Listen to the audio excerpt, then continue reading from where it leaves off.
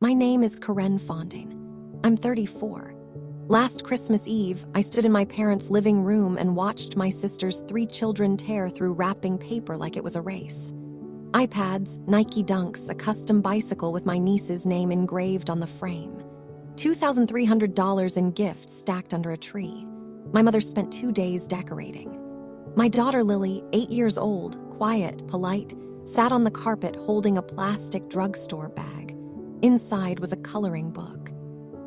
$4.99. The price sticker was still on it.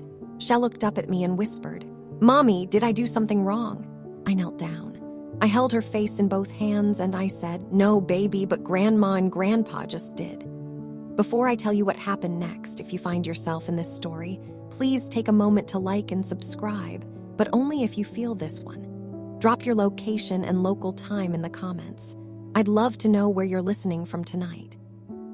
Now let me take you back to 3 weeks before that Christmas Eve, the day my mother Caletto confirmed the menu. 3 weeks before Christmas, my phone buzzes at 7 in the morning. It's my mother, Joyce. "Karen, I need you to bring a salad. Something green. Nothing weird. No, hello, no, how's Lily? Just instructions. I say okay. I always say okay. And don't bring that kale thing again. Your father hated it." In the background, I hear her laughing with someone. Meredith, my older sister. They're already planning together. They've been planning together since October. I know this because Meredith posted a photo of her and Mom at a craft store, captioning it, "Christmas prep with my bestie." I found out through Instagram, not a phone call. This is how it works in the Whitmore family. Meredith is the social one. I'm the quiet one. Meredith lives 10 minutes from our parents. I live 2 hours away. Meredith married Kyle Collins, a general contractor who built a 3-car garage onto their house last spring. I married Aaron Fontaine, a welder who died on a job site 3 years ago. When Aaron Wazelive, my parents called once a week. Aaron had a way of picking up the phone first, asking my dad about the Cardinals, keeping the line warm. After Aaron's accident, the calls slowed, then they stopped.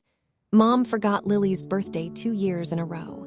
Both times I reminded her the week before. Both times she said, "Oh honey, it completely slipped. You know how crazy things get," but she never forgot Bryce's birthday or Addison's or Paige's. She bought Bryce a drone last March and posted it on Facebook with the caption, "Grandma's little pilot." Lily turned 8 in September. The mailbox stayed empty. My mother once told a cousin at Thanksgiving, "Karen's fine. She doesn't need anything from us." She said it like a compliment. It landed like a door closing. Aaron died on a Tuesday.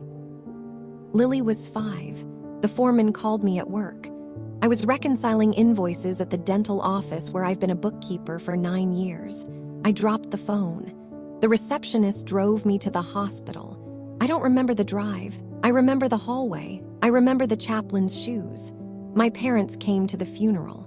Gerald shook hands with the other Murrers and told people, "She's tough. She'll figure it out." My mother hugged me once hard and then spent the reception talking to Meredith about Addison's piano recital. That same year, Gerald gave Meredith $10,000. He called it a supplemental wedding gift. 4 years after her wedding, I was 31, newly widowed, and staring at a furnace estimate I couldn't afford. I didn't ask for help. I taught myself how to bleed a radiator from a YouTube video at midnight. I fixed the garbage disposal. I patched the drywall in Lily's closet. I figured out property taxes and life insurance paperwork and how to explain death to a kindergartner who kept setting a place at the table for Daddy. I didn't complain because I didn't have the energy to complain. Survival doesn't leave room for grievances. You wake up. You pack a lunchbox. You drive to work. You come home. You read a bedtime story. You do it again. The one steady thing in those years was Dorotha, Aaron's mother, Grandma Dot. 78 years old, living alone in Brattleboro, Vermont with bad knees and a sharp mind. Every Sunday at 4:00 the phone rang. Lily would answer and talk for 20 minutes about school, about her drawings, about the cat she wanted but we couldn't have yet. Grandma Dot never forgot a birthday. Not once.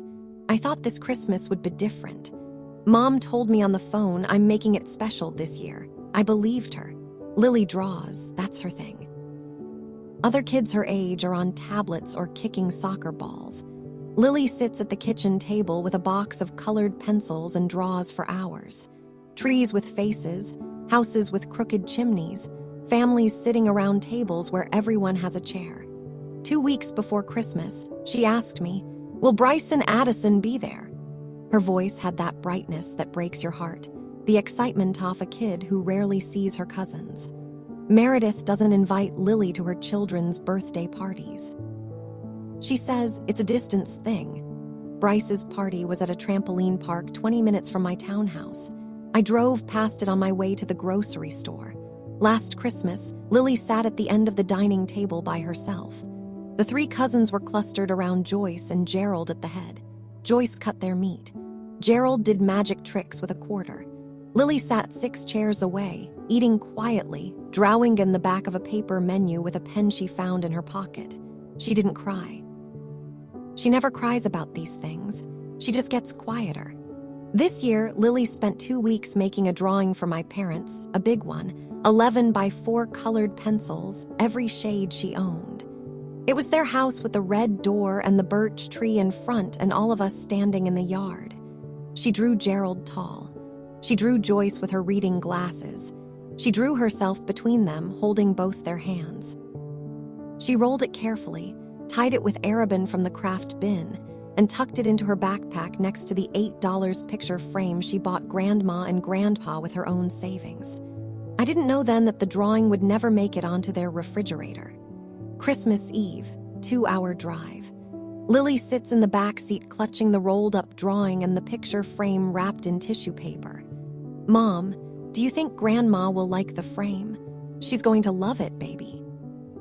I picked the one with little flowers on the edge because Grandma has flowers in her garden. We pull up at 4:15. Kyle's BMW is already in the driveway right behind Dad's truck. The house glows, wreaths on every window, garland on the porch railing. Mom went all out this year. She wasn't kidding about making it special. Meredith opens the door. She hugs me quick one arm and immediately turns to her son.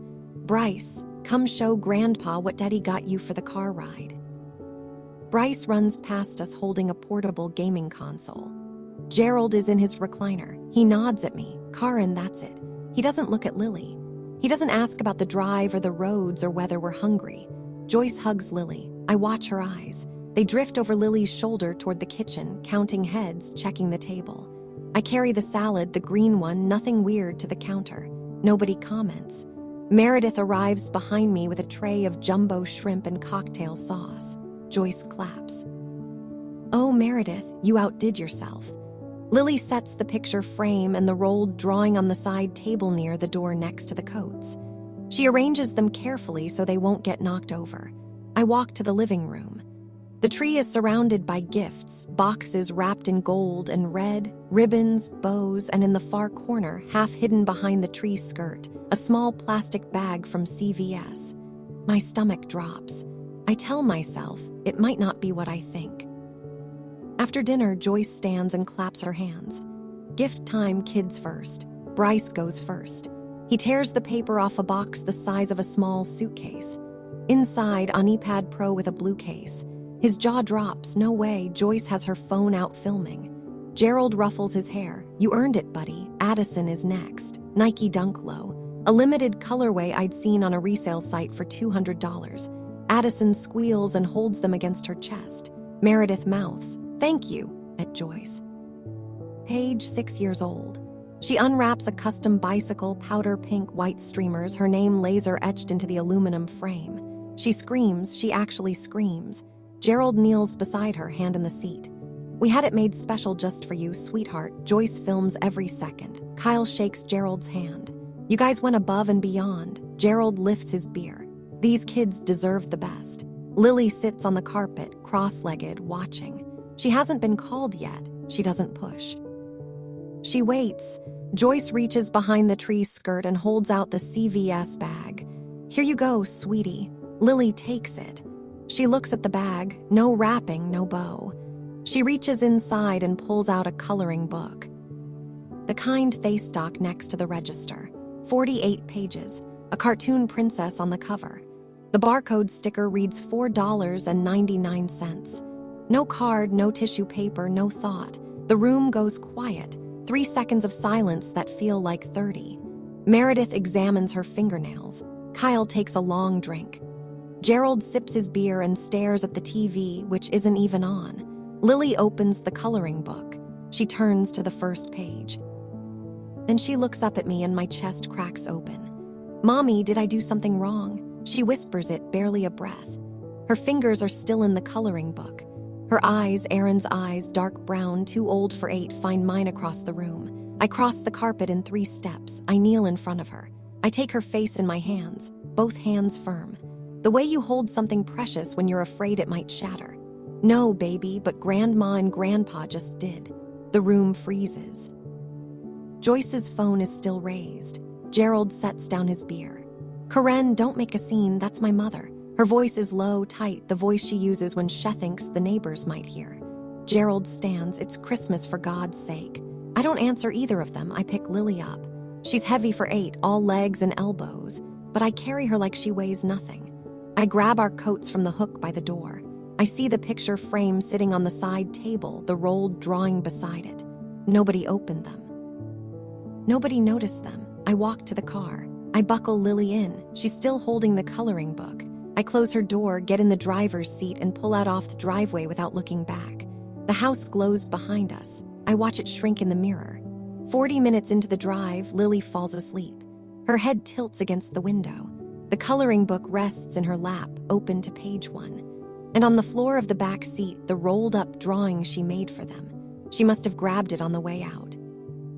I don't cry on the drive home. I count. I count every Christmas overlooked. Every birthday forgotten, every seat at the end of the table.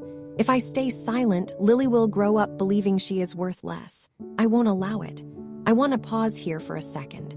If your child ever looked up at you and asked, "Did I do something wrong?" When the fault belonged to someone else, you know this feeling. The pain isn't the coloring book. The pain is the price sticker they didn't bother to peel off because they didn't bother to try. Leave me a comment. Tell me, how old is your child and who made you redraw the line? December 26th. Lily is in the living room coloring. She's using the book, every page, every corner, like it's the most important thing she owns. I watch her from the kitchen doorway for a full minute before I pick up the phone. Joyce answers on the second ring. "Merry day after, honey." "Mom, we need to talk about what happened." A pause. I hear the dishwasher running. "What happened? We had a lovely Christmas until you decided to make it about yourself." "This isn't about me, it's about Lily." "Lily got a gift. She seemed perfectly happy with it. You spent $2,300 on Meredith's kids. You gave my daughter a coloring book from CVS. The price sticker was still on it." "Mom, oh, for heaven's sake. Money doesn't measure love, Karen." "Then explain the iPad." Silence. I hear her exhale. That slow, theatrical breath she uses when she wants you to know she's being patient with you. "I can't believe you'd sit here and count dollars after everything your father and I have done for this family." "What have you done for Lily?" "Mom, specifically the dishwasher hums." 5 seconds 10. "Your sister reminded us what the kids wanted. She sent us lists in November. Links, sizes, everything. You never send a list, Karen. You never tell us what Lily needs." I close my eyes. "I shouldn't have to send a list for you to remember your granddaughter exists. That's not fair." "No, it isn't." She switches gears. I've heard this pivot 100 times. The wobble in her voice, the catch that sounds almost like crying but never quite gets there. "Yeah, no, I love that little girl. After everything I've done, after the funeral, after all those nights I worried about you, you didn't call Mom. Not once in the last 4 months." She hangs up. She doesn't slam it. She just disappears. 20 minutes later, the phone rings again. "Gerald, enough. Karen, you upset your mother. She upset my daughter first. Meredith's kids are around all the time. We see them every week. We know what they like, what size they wear. Lily, we barely see her because you never invite us. I've driven 2 hours every holiday for 8 years, Dad." He ignores this. Gerald doesn't process information that contradicts his version of things. He overrides it. You always had a chip on your shoulder. Even when Aaron was alive. My hand tightens around the phone. Don't bring his name into this, I'm just saying. Aaron understood how families work. He didn't keep score. Aaron called you every Sunday, Dad. You stopped calling the week he died. Silence, then a redirect. You want equal gifts? Fine. Next year, everyone gets the same exact thing. Gift cards, all the same amount. Happy. This isn't about next year. This is about Lily sitting on that floor holding a bag from CVS, asking me what she did wrong. Kids forget. Kids don't forget, Dad. They just stop telling you. He exhales hard. The sound of a man who considers the conversation beneath him. I'm done talking about this. Christmas is over. Move on. The line goes dead. I set the phone on the counter and stand in the kitchen for a long time. Through the doorway, I can see Lily at the coffee table. She's coloring the book carefully, deliberately, staying inside the lines with a focus that makes my throat close. She's using 8 different colors on a single page. She's treating a $4.99 coloring book like it's the most valuable thing anyone has given her. And maybe to her it is because it's the only thing they gave her. That night, Meredith calls. Her voice has that careful tone. Half concern, half management. Karen, Mom is really upset. Can you just let this go? Let what go? Your kids got iPads. Mine got a drugstore coloring book. The kids aren't the same age. Different needs, different interests. Paige is 6, Lily is 8.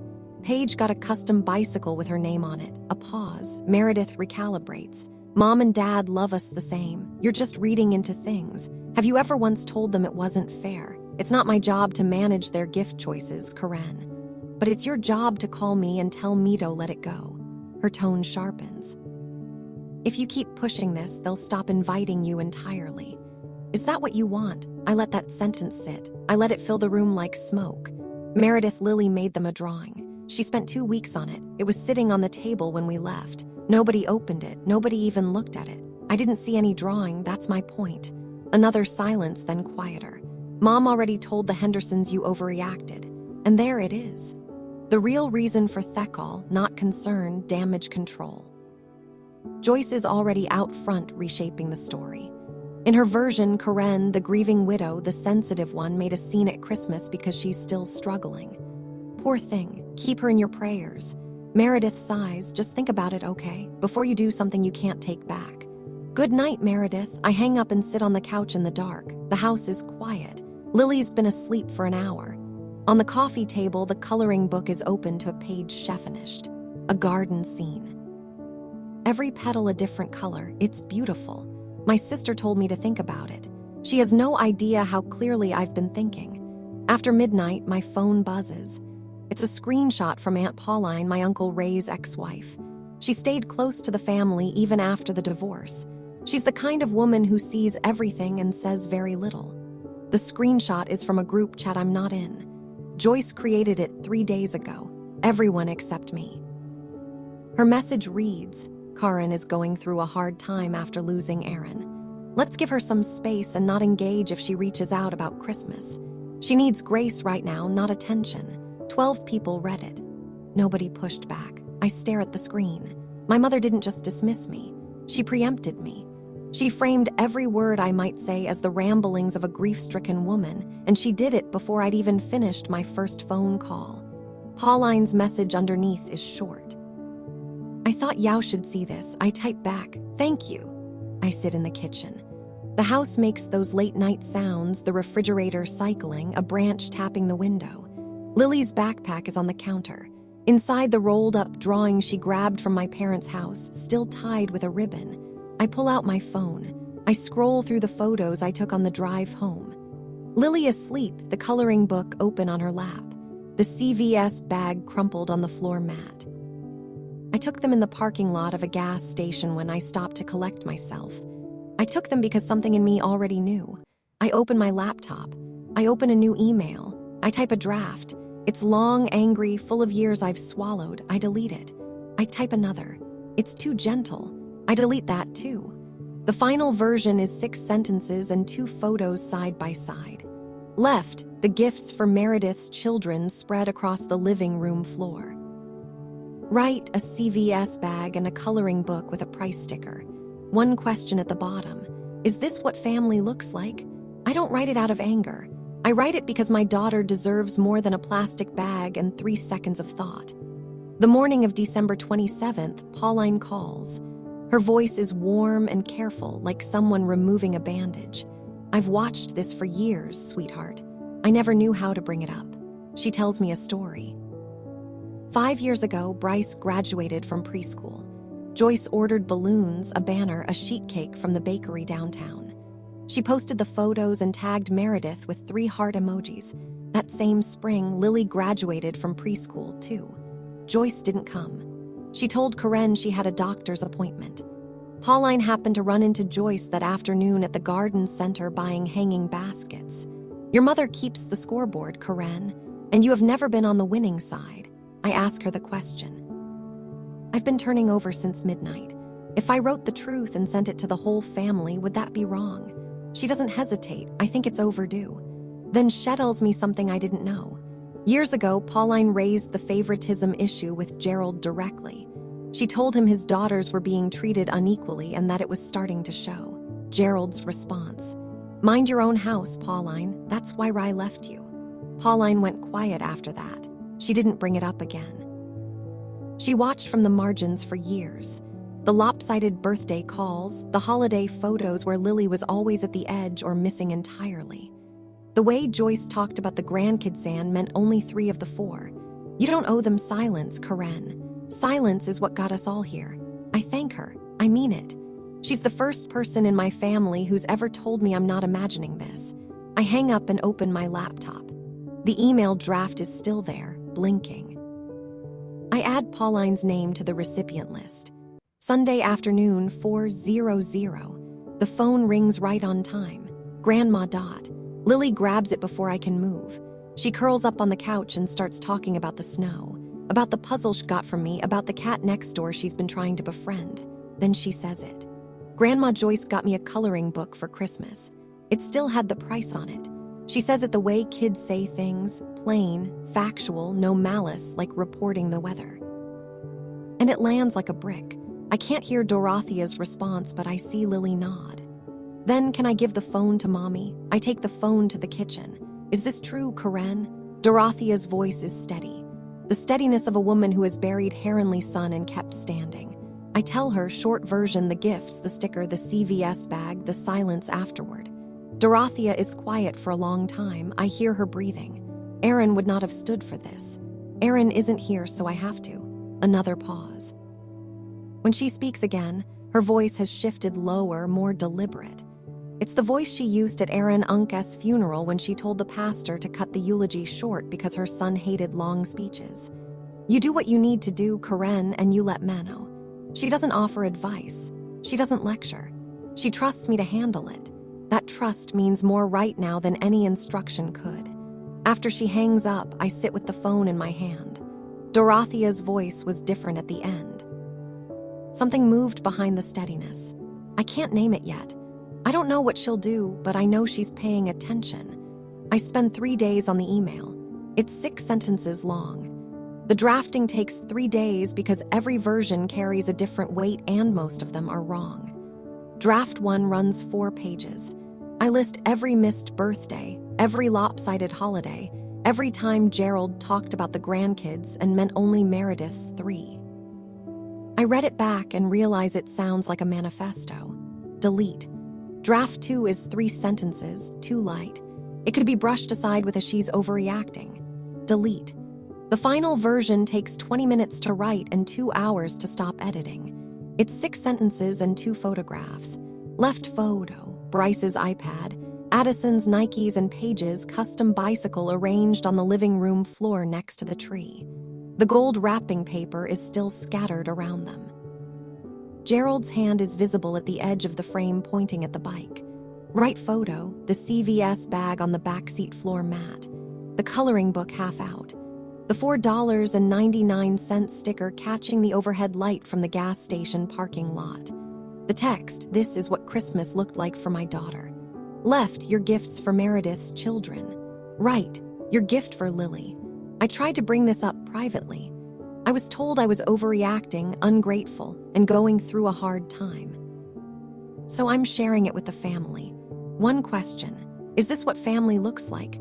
No insults, no storytelling, no demands, just the facts and a question. The recipient list: Joyce, Gerald, Meredith, Uncle Ray, Aunt Pauline, Cousin Bate, Cousin Daniel. For other relatives I see at Thanksgiving and Easter, December 30th, 6:00 in the morning. Lily is still asleep. The house is dark. I sit at the kitchen table with my laptop open and my coffee going cold. I press send. Then I close the laptop and wait. 7:15 Joyce calls. I let it ring. She calls again and again and again. 7:30 Gerald calls. Voicemail. What the hell did you just do, Karen? Take that email down right now. His voice is tight-clipped. A man who has never been questioned in front of his own family before. 7:45. Meredith texts, "Are you insane? My kids are in those photos." I text back, "Your kids were opening iPads. They'll be fine." She doesn't respond. 8:00. The first reply all hits my inbox. "Aunt Pauline, I've noticed this pattern for years. Thank you for saying what I couldn't. Karen, I'm sorry I didn't speak up sooner. My hands are shaking, not from fear, from the chemical rush of a thing finally being real." 8:20. Cousin Bate, Ray's daughter my age, lives in Connecticut. She replies, I had no idea it was this bad. My mom always told me you and Meredith were treated equally. Karen, I'm so sorry." 8:40. Uncle Ray calls me directly. His voice is measured the way it always is. Ray is the family's compass, the one who speaks last at every gathering. I saw the email. "Karen, I'm going to have a talk with your father. You don't have to do that, Uncle Ray." "Yeah, I do." 9:15. Joyce hits reply all. My chest tightens. I open it. "Karen has been going through a very difficult time since losing Aaron. Please keep her in your thoughts and prayers. She is grieving and not thinking clearly. Let's please respect their privacy and not engage." She didn't address the photos. She didn't explain the $5. She didn't mention Lily. She rewrote the story again, but this time the photos are right there. And photos don't grieve. Photos don't overreact. Photos just sit there and tell the truth. Joyce calls at noon. I pick up this time. "How dare you?" Her voice shakes. Real this time, not performed. "How dare you air our family business to everyone we know? Everyone you know also knows Lily." "Mom, this is private. This is between us. I tried private. You hung up on me. Dad told me to move on. And then you told 12 people I was unstable before I could open my mouth." She doesn't acknowledge the group chat. She drives straight past it. "You always twist things, Karen. We gave Lily a gift. She seemed fine with it. She asked me if she did something wrong. Kids say things, you're reading into it. The sticker was still on it. Mom, you didn't even remove the price sticker." The line hums. I hear her breathing change for a moment. I think she might actually hear me. "Fine," she says, "you win. Are you happy now? This isn't about winning. This is about Lily. Well, your father and I have talked. If you don't take that email down by tonight, don't bother coming to New Year's Eve. I already know the answer. I've known it since the gas station parking lot, holding my phone over a CVS bag, taking a picture I hoped I'd never need. I wasn't planning to." She hangs up. I set the phone down. My hands are steady. In the living room, Lily is on the floor halfway through the coloring book. She's colored 12 pages since Christmas. Each one is meticulous layered colors, shading, patterns she invented. She turned a mass-produced princess into something that looks like stained glass. She looks up. "Mommy, who is on the phone? Nobody important, sweetheart." She nods and goes back to coloring. I lean against the door frame and watch her work. She's turning a thoughtless gift into art. That's my kid. December 31st. The group text pings at noon. It's Meredith. "New Year's at Mom and Dad's, 7:00 p.m. Bring the kids." She sent it to the family group, the one I'm still in. She forgot to remove me or didn't care. My name sits in the thread, unmentioned, untagged, like a shadow on the wall that nobody painted over. Cousin Bate calls an hour later. "Did you see the group text? You're on the thread, but not on the invite." I saw. That's messed up. Karen want me to say something? No, let them have their party. New Year's Eve, Lily and I stay home. I make mac and cheese, the baked kind, with the breadcrumb crust Aaron used to do. Lily stands on a step stool and stirs. We watch the countdown on a local channel neither of us cares about. Lily draws between bites. A picture titled Our New Year. In it, 2 figures sit on a couch. A gray cat curls at their feet. A small house with a red door stands behind them. No extended family, no long table, no chair at the end. "Mommy, can we get a cat this year? We'll see. That means maybe. That means we'll see." She grins and goes back to drawing. At midnight, she's already asleep on the couch with a colored pencil still in her hand. I carry her to bed, pull the blanket up, and sit on the edge of her mattress for a while. At 11:07, my phone buzzes. "Uncle Ray, I talked to your father tonight at the party in front of everyone."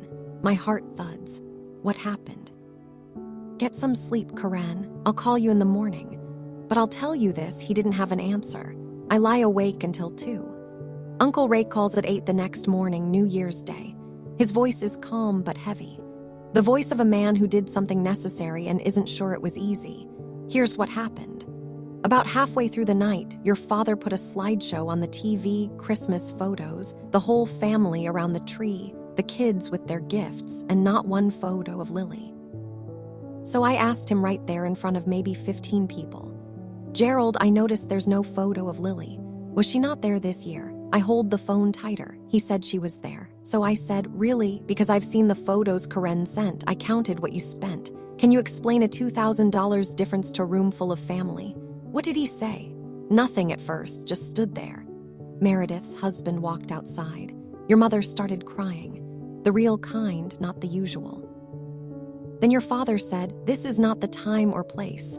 And I told him, "When is the time, Gerald, because Karen tried private and you hung up on her."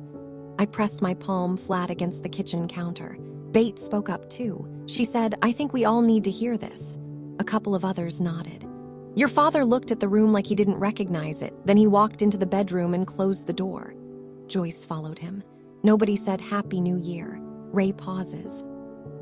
"I'm not trying to blow up the family, Karen, but someone had to say it where it couldn't be edited or reframed.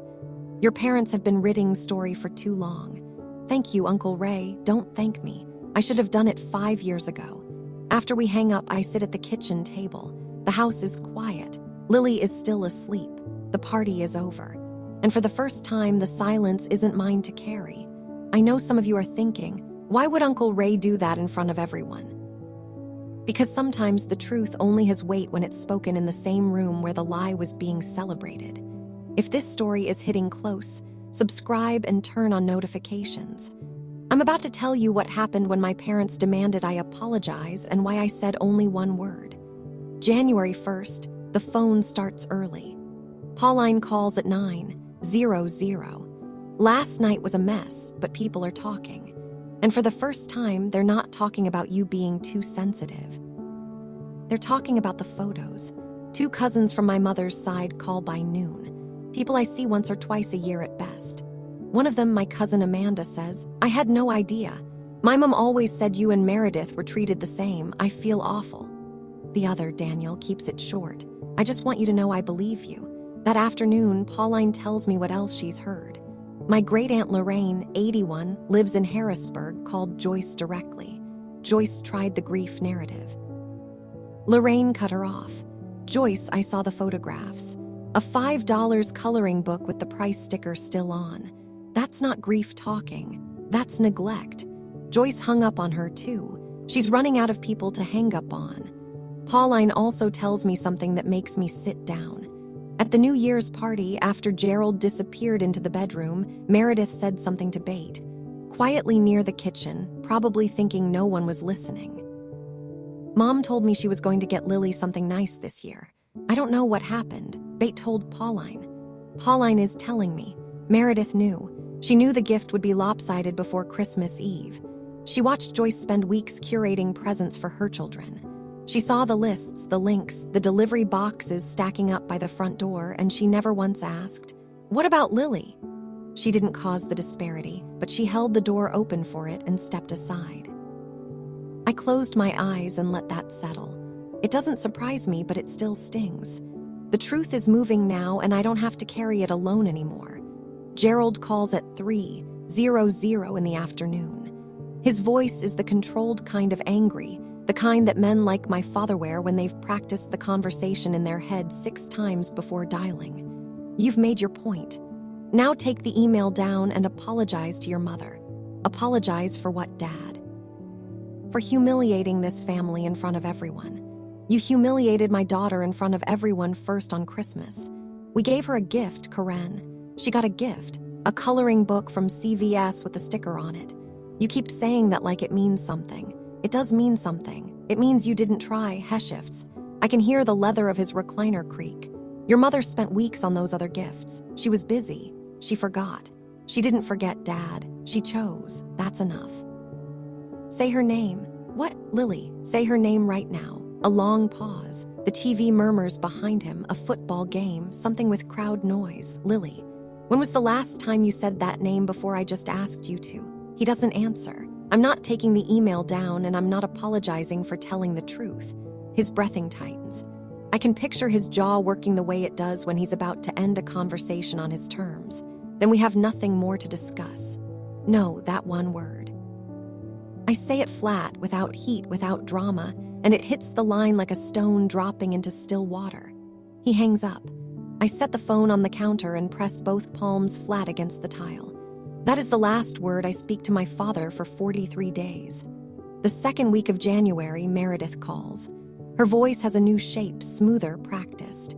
She's been coachador, she's been rehearsing. Mom wants to know if you'll come to Dad's birthday in February. She says it would show you've moved on. Moved on from what? Nobody has apologized. They're not going to apologize, Karen. That's not who they are. Then I'm not going to pretend. That's not who I am. You're tearing this family apart. I wait a beat. I let the sentence die in the air between us. The way bad arguments do when you stop feeding them. I didn't tear anything, Meredith. I held up a mirror. She exhales. I hear something in it. Not anger exactly. Something closer to exhaustion. Like a woman who has spent 2 weeks defending a position she knows is indefensible but can't put down because it's all she's got. Fine. But when Mom gets sick or Dad needs help, don't come crying to me. I never have. She hangs up. I stand by the window. It's raining. That gray January rain that turns everything the color of concrete. Lily is at the table behind me doing homework. She doesn't look up. She's used to phone calls that end abruptly in this house. My sister said I'm tearing the family apart, but the crack was there long before I pointed at it. It ran through every Thanksgiving where Lily sat alone. Every birthday the mailbox stayed empty. Every Christmas where 3 children got the world and 1 got a plastic bag. I didn't break anything. I just stopped pretending the broken thing was whole. The rain picks up. Lily asks if we can have soup for dinner. I say yes. We make tomato soup together, and she tells me about a girl at school who draws horses. It feels like the most normal evening we've had in weeks. By the end of January, the lines are drawn.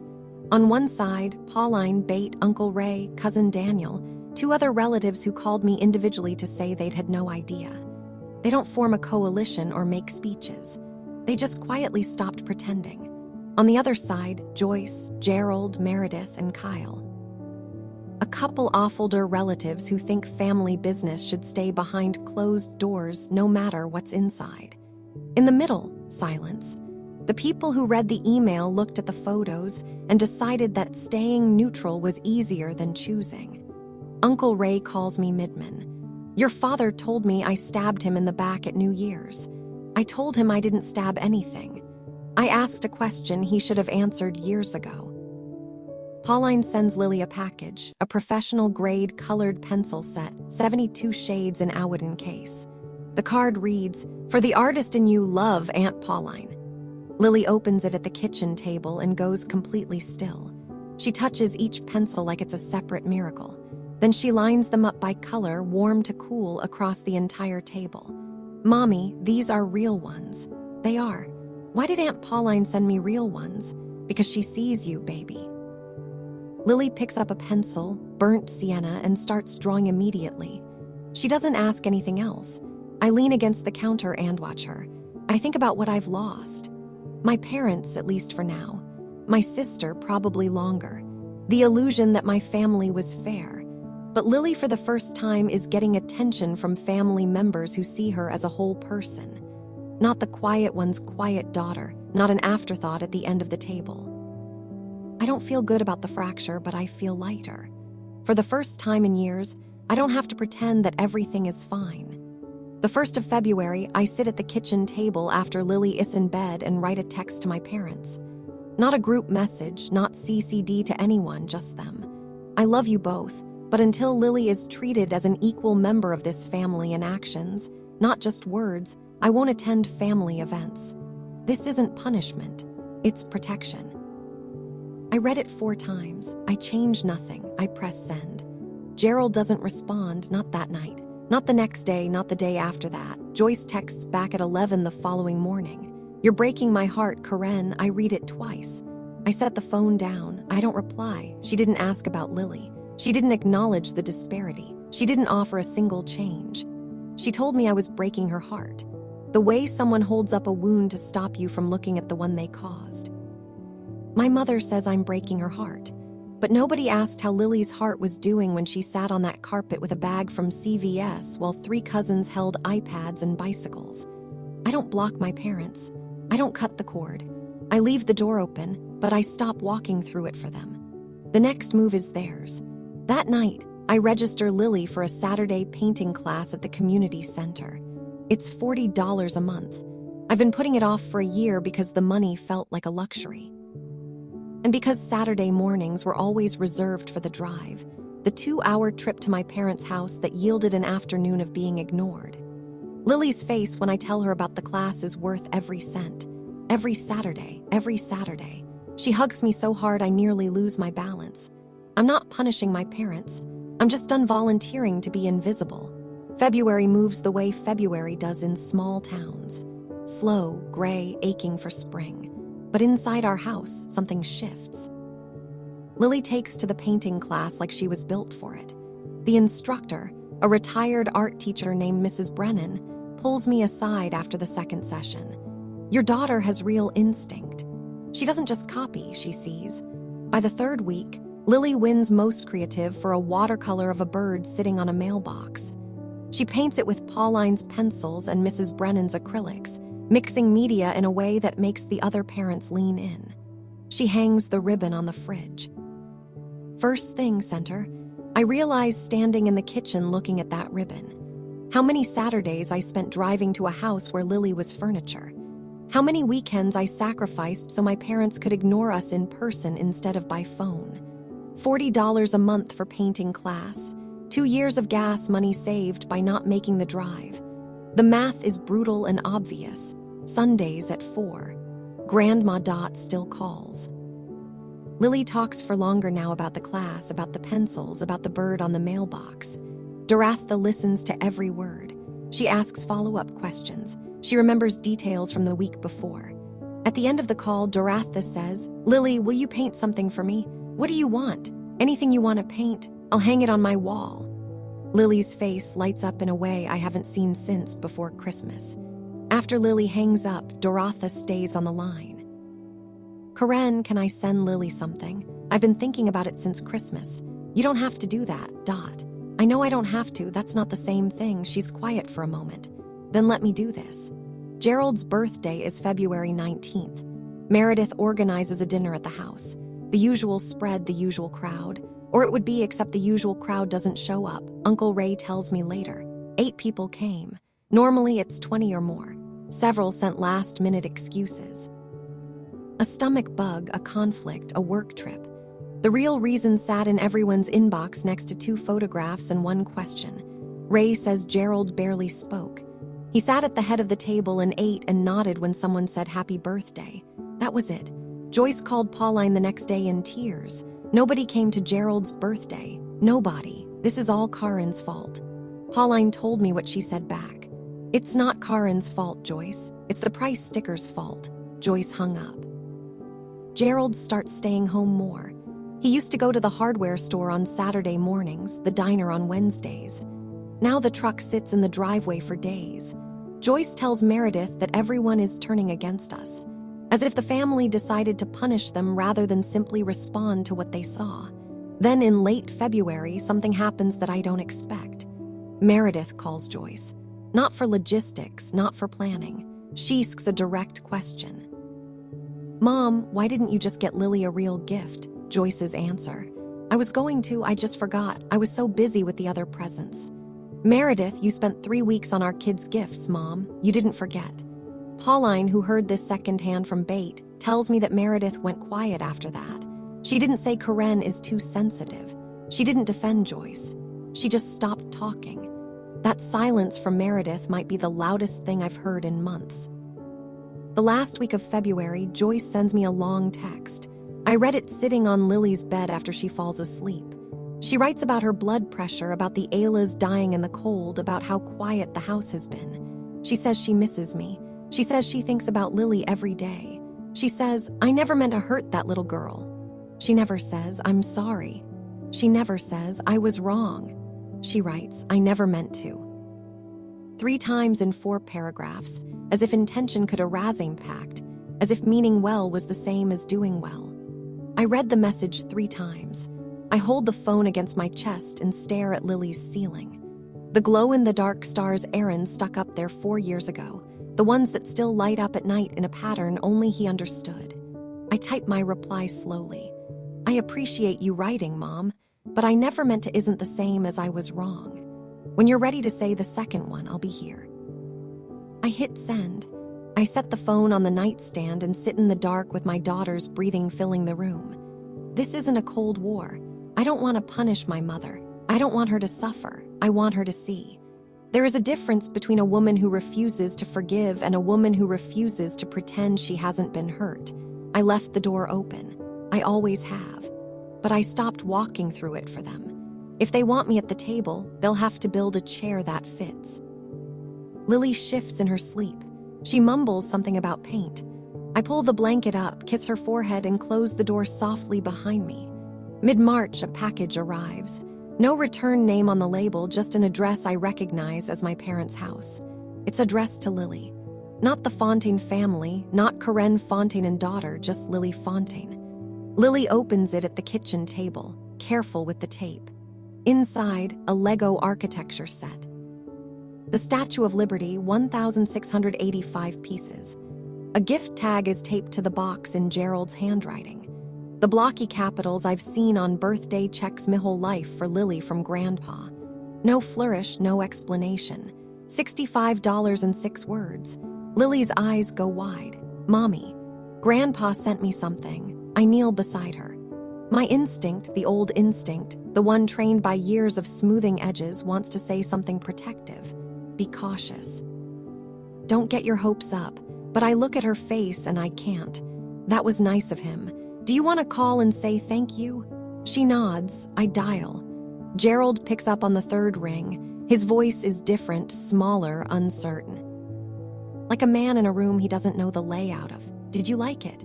I love it, Grandpa. I'm going to build it tonight. Good, that's good. A pause. The TV murmurs in the background. I imagine him in the recliner, phone against his ear, staring at the muted screen. Then Lily, I'm sorry about Christmas, she says. It's okay, Grandpa. The way kids do, generous and instinctive without keeping score. He clears his throat. Okay, well, you build it and send me a picture. I will. They hang up. Lily is already opening the box. I stand at the counter, arms crossed. That apology wasn't for me. It may never be for me, but it was the one Lily needed, and I'll let that be enough for her. The last day of March, a padded envelope arrives from Brattleboro, Vermont. The handwriting on the front is shaky but precise. Each letter formed with the deliberateness of a woman who refuses to let her hands have the last word. Inside, a sealed white envelope and 3 pages of stationery covered in Dorothea's careful cursive. The letter is addressed to Lily. I read it first, a mother's instinct, and by the 2nd page, I have to sit down. Dorothea writes about Aaron. She tells Lily that her father used to draw, too. Every Sunday, he'd sit at the kitchen table with a box of crayons and later colored pencils and later charcoal, and make pictures for his mother, birds mostly, and houses with crooked chimneys. You have your father's hands and his heart, she writes, and both are worth more than any price sticker. Inside the white envelope, a college savings bond. $3,000 made out to Lily Rose Fontaine. I press both hands against my mouth. The kitchen blurs. This is the first time in this entire story that I cry, not because of the money. The money is generous and real and will matter someday. But the letter is Dorothea reaching across 2 states in 78 years to tell a little girl that she was seen before she was born. that her father's love didn't end when his hands stopped moving. That Somion in this world kept count. When Lily gets home from school, I give her the letter. She reads it slowly. Her lips move over the words. Grandma knew Daddy drew pictures too. She did. And now you have something from both of them. Lily holds the letter against her chest and closes her eyes. She doesn't say anything. She doesn't have to. April. Uncle Ray hosts Easter brunch at his bungalow on Oak Street. The invitation is handwritten, and Lily's name is on it printed in raised block letters underlined once. We drive the hour and a half. Lily wears the yellow dress she picked out herself and carries a painting, a bluebird on a branch wrapped in tissue paper for Ray's wall. When we arrive, the front door is already open. Pauline is in the kitchen. Bate is setting the table. Lily runs in and immediately starts helping, placing forks, counting napkins. Joyce and Gerald arrive 20 minutes late. Joyce sees me across the living room and stops. I've been seeing a counselor, she says. Her voice is different, thinner, harder to read. She told me I was wrong. I watch her face. There's no theater in it. No wobbles staged for an audience. She looks tired and embarrassed and very, very real. Thank you for telling me that, Mom. She nods. That's enough for now. It has to be. Gerald walks in behind her. He shakes my hand. Firm, brief. No eye contact held too long. Then he kneels in front of Lily. His knees crack. I like your shoes, kiddo. Are they new? Lily grins. Mom got them at the thrift store. They had daisies on them. Daisies, that's nice. He pats her arm, clumsy, sincere. Meredith arrives last. She finds me in the hallway near the bathroom and speaks quietly. I should have said something that night. I didn't. I'm sorry, thank you. She nods once. We go back to the table. Lily sits between Bate and Pauline. Bryce, Addison, and Paige are across from her. For the first time in years, the four of them eat together, laugh together, pass the rolls without anyone directing the seating. Nobody sits at the end alone. That night, after the drive home, after Lily is bathed in read to and tucked under her comforter with the glow-in-the-dark stars above, I sit at the kitchen table. The relationship with my parents is not healed.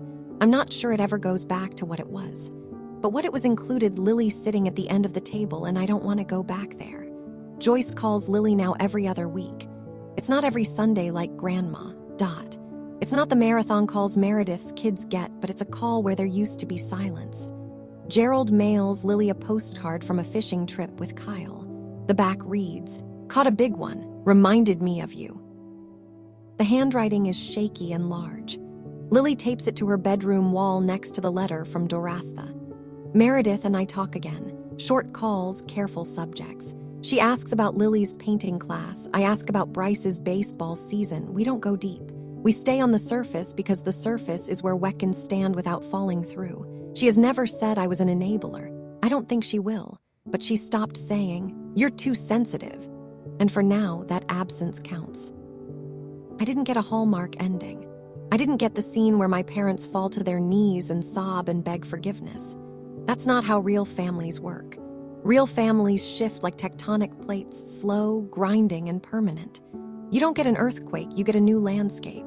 I sit at the table and run my thumb along the edge of Lily's painting, the one she did in class last week. A tree with a wide canopy underneath. Two figures holding hands. It's not perfect, but it's honest. And honest is all I ever asked for. May Lily's school hosts a student art exhibition in the gymnasium. Paper banners taped to the cinder block walls, folding tables covered in butcher paper. Each student gets a 4-foot section to display their work. Lily chose the piece she's most proud of, a colored pencil drawing on heavy paper 14 by 18 in. A family sitting around a table. Everyone has a chair. Grandma sits next to Lily, even though Doratha lives in Vermont and hasn't been in our house. An empty chair at the head has a small card on the seat that reads Daddy in Lily's careful print. I stand in front of it for a long time. Lily's teacher, Mr. Aldana, finds me near the fruit punch table. "Mrs. Fontaine, I wanted to tell you when Lily presented this piece to the class, she said her family got bigger this year, not smaller." I blink hard. She said that her exact words. I look across the gymnasium. Lily is standing by her display, explaining the drawing to another parent. She points at the empty chair. She points at Dorothea. She points at the cat she drew at everyone's feet. The cat we still don't have. That's our future cat, she tells the woman. His name is going to be Pencil. The woman laughs. Lily beams. I think about what Lily lost this year. A coloring book, a seat at the children's table, the illusion that her grandparents treated all the grandchildren the same. And I think about what she gained. A painting class, a set of 72 colored pencils, a letter from a grandmother who remembers everything, a savings bond with her full name on it, a postcard with a fish, a phone call every other week, a table where every chair is hers. She didn't lose anything she actually had. She gained things that are real. I'm not telling you this story to convince you to cut off your family. I'm telling it because I want you to hear something I wish someone had told me 5 years ago. Silence is not peace. Silence is agreement. My parents aren't evil. They're lazy in their love. They invested in the branch that was convenient, the one that showed up at their door every week and made them feel needed and important. They forgot that love isn't a portfolio. You don't get to put everything in the account that gives the highest return and ignore the one that doesn't. The coloring book wasn't the problem. The price sticker was the problem because it said we didn't bother. We grabbed the first thing near the register. We spent 3 weeks choosing gifts for 3 grandchildren and 3 seconds choosing for the 4th. And when my 8-year-old looked up and asked, "Did I do something wrong?" I knew my silence was the wrong answer. You don't need to send an email to your whole family. Maybe your version is smaller, a conversation at the kitchen counter, a sentence you've been holding in your throat for years. Maybe it's just the word no when someone asks you to keep pretending. You don't owe anyone your invisibility. And your kids, if you have them, are watching how you handle it. Lily watched me. She watched me say no. She watched me tell the truth. She watched me protect her without screaming, without cruelty, without burning the house down. And she learned something that coloring book could never teach her. She matters. She always did. And someone was willing to say it out loud. The following Christmas, I host. Our townhouse is small. The tree barely fits between the bookshelf and the radiator. Lily makes paper garlands from construction paper and tape, and they drape across the living room in uneven loops that are the most beautiful decorations I've ever seen. Grandma Dot flies in from Vermont. It takes her 2 connecting flights and a wheelchair through Logan Airport. And when she walks through my front door, Lily wraps both arms around her waist and doesn't let go for a full minute. Pauline brings by, Bate brings wine, Uncle Ray brings a board game he found at a thrift store that nobody knows how to play. And we spend 40 minutes arguing about the rules before giving up and making our own. We eat mac and cheese, the baked kind, Erin's recipe. Under the tree, every gift is either handmade or under $30. Lily painted individual ornaments for each guest, miniature portraits on wooden discs. Dorothea holds hers up to the light and says, "This belongs in a museum." A box arrives that morning from Gerald and Joyce, wrapped neatly, a card in Joyce's handwriting for Lily with love, Grandma and Grandpa. Inside, a professional watercolor set, 12 tubes, 2 brushes, a mixing palette, and a small photo album. On the cover, Joyce's handwriting again, Erin. Inside, a dozen photos of my husband as a boy drawing at a table, holding up a crayon picture of a bird, grinning at the camera with charcoal on his fingers. Lily calls them on speaker. "Thank you, Grandma. Thank you, Grandpa." Gerald's voice comes through rough at the edges. "Merry Christmas, Lily. We love you." It's the first time I've heard my father say those words to my daughter. It took a $5 coloring book, 1 email, and 43 days of silence to teach him how. I don't know your story. Maybe it's your parents. Maybe it's in-laws. Maybe it's a sibling who always got the bigger plate and the better seat and the longer hug. Maybe you're the one who held it all together while everyone else was held. You don't need to flip the table. You don't need to burn it down. You just need one word. No, no. I won't pretend this is fair. No, I won't teach my child that silence is love. No, I won't keep driving 2 hours to sit in a house that doesn't see us. One word and it changes everything. Grandma Dot sent Lily a $3,000 college savings bond. But the most valuable thing in that envelope wasn't the money. It was the sentence in her letter. The one I'll carry for the rest of my life. My errand would have fought the whole room for you, Lily. Your mother did. I'm Karen Fontaine.